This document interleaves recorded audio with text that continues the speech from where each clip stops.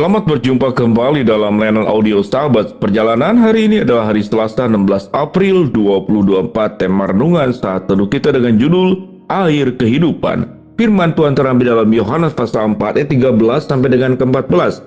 Jawab Yesus kepadanya, "Barang siapa minum air ini, ia akan haus lagi. Tetapi barang siapa minum air yang akan kuberikan kepadanya, ia tidak akan haus untuk selama-lamanya. Sekalipun air yang kuberikan kepadanya sebaliknya air yang akan kuberikan kepadanya akan menjadi mata air di dalam dirinya yang terus-menerus memancar sampai kepada hidup yang kekal." Mari kita berdoa. Bapa yang di dalam surga, terima kasih, kami ingin belajar satu bagian penting dalam kehidupan, air sebagai sumber kehidupan secara jasmani, tapi air yang dalam bentuk yang lain yang lebih utama dan lebih penting adalah kehidupan kami untuk selama-lamanya. Dalam nama Tuhan Yesus kami berdoa, amin. Shalom sahabat perjalanan yang dikasihi Tuhan. Kalau berbicara tentang Yesus cara mengajar, Yesus cara memberitakan kebenaran, sangat-sangat kreatif, luar biasa. Bagaimana mungkin menjelaskan tentang keselamatan kepada seorang perempuan Samaria di dekat sumur Yakub tatkala Yesus memang mencari ingin mendapatkan minum, lalu ada orang Samaria di siang hari itu datang ke sana. Sementara murid-murid Yesus itu sedang pergi membeli makanan. Di saat itulah Yesus membuka percakapan dan memang dia sedang membutuhkan air. "Berikanlah aku air minum." Lalu kemudian perempuan Samaria itu mengatakan, "Bukankah engkau orang Yahudi?" Orang Yahudi tidak bergaul dengan orang Samaria karena orang Samaria dianggap adalah kelas 2 bagi orang Yahudi. Karena Samaria itu berarti orang Yahudi yang kawin campur dengan suku yang lain, yang di luar daripada Yahudi. Dengan demikian kita belajar bahwa di sini Yesus melakukan sebuah pendekatan tentang kebutuhan. Wanita itu datang mencari air dengan timbanya yang dalam ke sumur Yakub yang ada di sana. Itu adalah kebutuhan dia. Kemudian Yesus membuka percakapan dengan meminta tolong. Ini bukan tipu-tipu atau bohong-bohong, tetapi memang sedang membutuhkan air. Kemudian memang pada akhirnya, sekalipun tidak dicatat secara gamblang, tapi saya percaya perempuan itu memberikan air. Lalu Yesus menjawab, "Kalau engkau minum air ini, engkau akan haus lagi. Tetapi tatkala engkau mendapatkan air yang kuberikan kepadamu, engkau tidak akan haus selama-lamanya, bahkan akan terus memancar dari dalam dirinya sampai kepada hidup yang kekal." Wanita itu bertanya-tanya, jangan-jangan orang ini memiliki sedikit kelainan. Dia sendiri butuh air, minta air kepada saya. Sekarang orang ini mau berjanji akan memberikan air seperti mata air yang mengalir sampai memancar hidup yang kekal.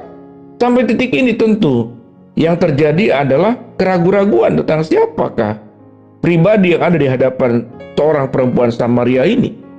Tetapi yang mengagetkan bagi perempuan Samaria ini, Yesus berkata, "Panggillah suamimu ke sini."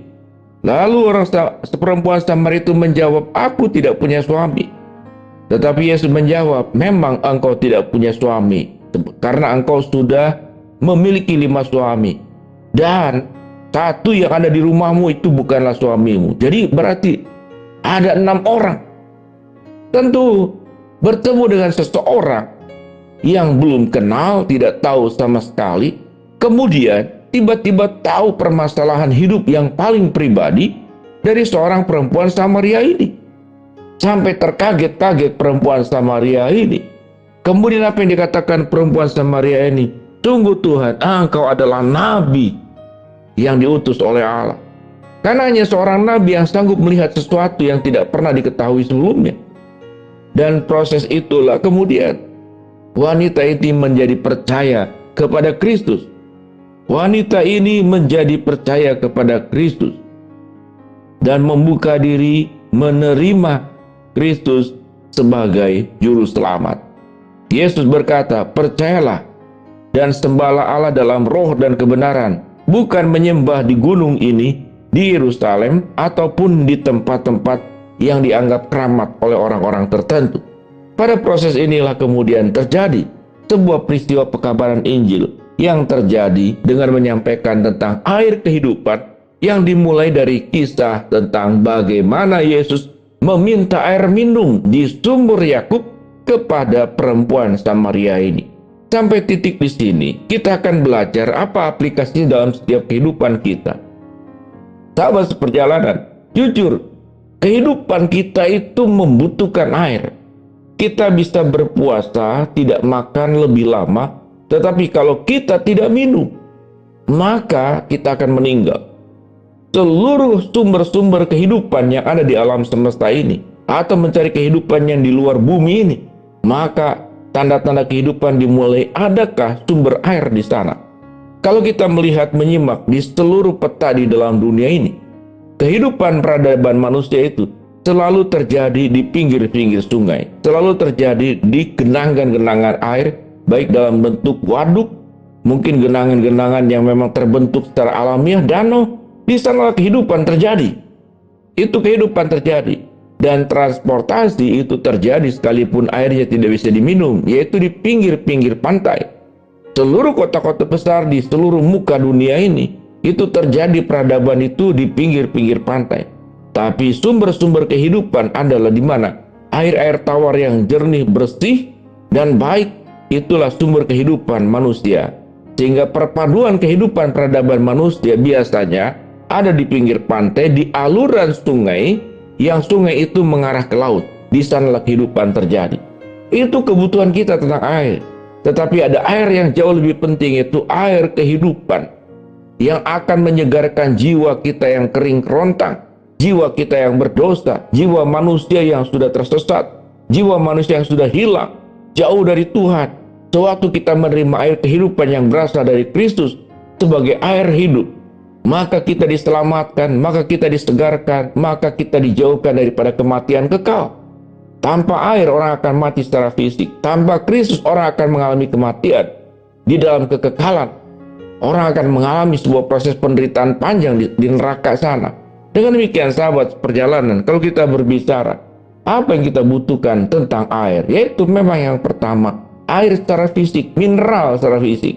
Yang kedua, kita membutuhkan Kristus, air secara fisik agar kita tidak mati secara jasmani, tapi air kehidupan secara rohani agar kita tidak mengalami yang namanya itu kematian kekal. Pemahaman seperti ini, mari sahabat perjalanan, kita renungkan bersama agar kita hanya menjadi orang-orang yang sungguh perlu berjuang mencari kehidupan agar kita tidak cepat meninggal dalam dunia ini. Kita tetap sehat, kita tercukupkan kebutuhan minum, makan, pakaian kita. Tetapi ada perjuangan yang jauh lebih tinggi daripada semuanya itu. Agar di dalam diri kita senantiasa memiliki air kehidupan di dalam diri Tuhan Yesus Kristus yang senantiasa menetap di dalam diri kita.